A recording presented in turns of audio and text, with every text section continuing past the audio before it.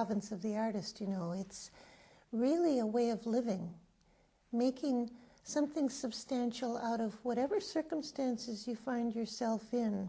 Alice Bailey said, there is no circumstance that does not offer some gain to the life of the soul. That's creative living. Well, the idea actually started because I had begun writing a composition. The whole thing was there. The poetry, the art, the music, the ballet, the talks. The composition grew totally from the book of Alice Bailey, and it follows the story. She rearranged them in the order so that they, in their new order, corresponded with the order of the signs of the zodiac. So in terms of my composition, I use this as the basis. So now, where do I get my material from? So I looked at charts of maps, and I thought, well, let's try an experiment. We're looking at the heavens, we're looking at the stars, and you place a keyboard, so, alongside it. Then you can see how each star relates to a note on the keyboard. So I saw that, oh, there are melodies coming out here. And then how do I get rhythms? So we're talking about time. So rhythms, if you put your time scale this way, the way the sun is moving, the rhythms come. The relation of one star to another has a rhythmic relationship. So those are the three elements of music that I needed: melody, harmony, and rhythm. I looked at it from the ancient Greek philosophy in terms of how they approached theatre. So the theatre players were the intermediaries between the gods and the people.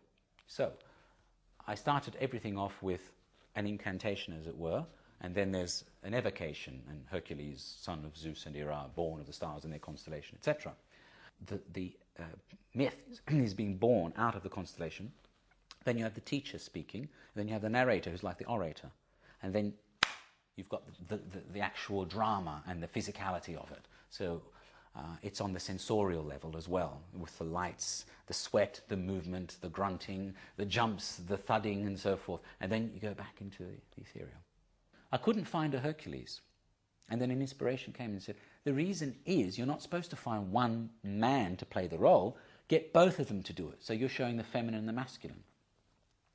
That worked out very well, because they played off so much. She became more strong, assertive, and he became more passive and gentle. And I think that's part of the success of the piece.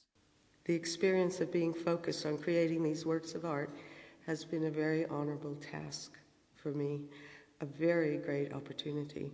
It not only influenced my spiritual understanding, but equally it has empowered my visionary quest to try, through art, to make visible the unimaginable mystery of the invisible, the beauty of our souls, and the journey to the highest we can be. More importantly, I have discovered this can only be manifested in this evolutionary time period through the art of living. Hercules, son of Zeus and Hera, born from the stars and their constellation, descended to earth to evolve through struggle and hardship toward perfection. The Christ consciousness for the benefit of humanity. Gratitude, reverence, surrender, universal love.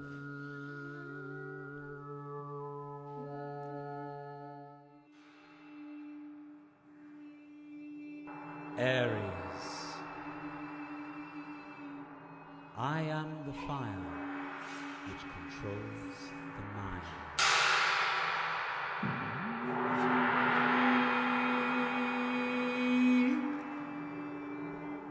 Hercules, capture wild horses. in the land of Diomedes.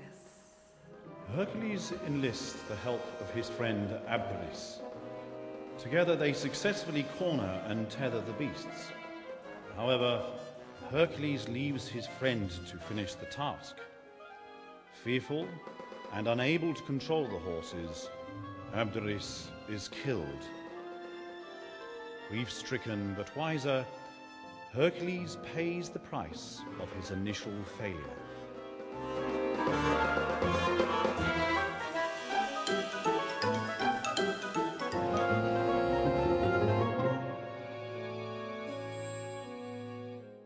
Hercules, the mythic hero, is often associated with physical strength.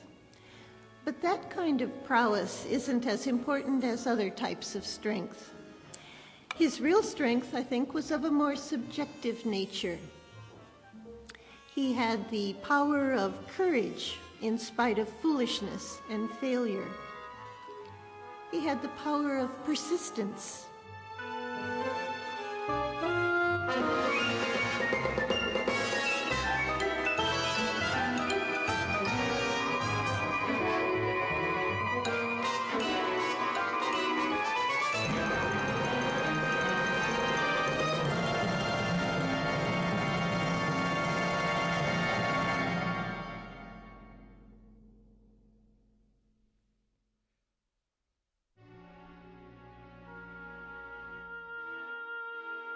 Failure never prevents success. And it's echoed in the verdict of his teacher after, I think, the first labor, when the teacher said, done, but badly done.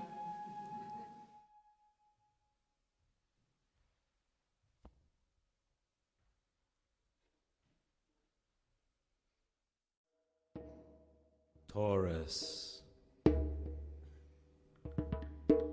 I have the earth which controls desire. Hercules, rescue a sacred bull.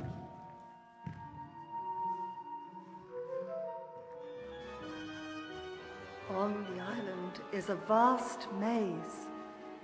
Here, following the gleaming star shining from its forehead, Hercules captures the bull and rides it like a horse through the waters to the mainland. Surrounded by the seven sisters, he delivers it safely to its chief guardians, 3 one-eyed Cyclops.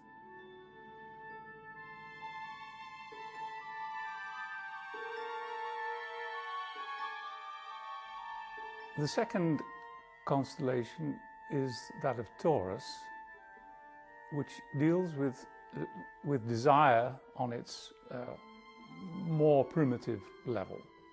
I found that there was a fantastic melody in Taurus. It just had a contour which lent itself to this feeling, this energy.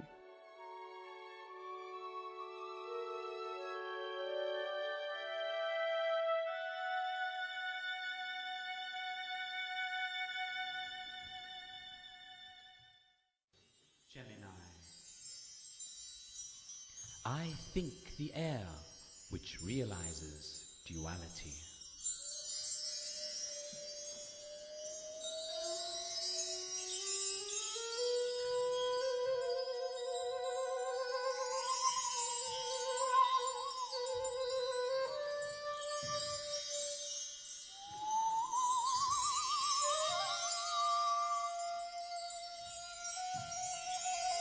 Hercules, search for the sacred tree of wisdom and pick its golden apples. Hercules seeks the tree in all directions, wrestles with the serpent, and later meets with the arch-deceiver who claims to be the teacher. He continues his search and comes upon Prometheus, freeing and nurturing him back to health.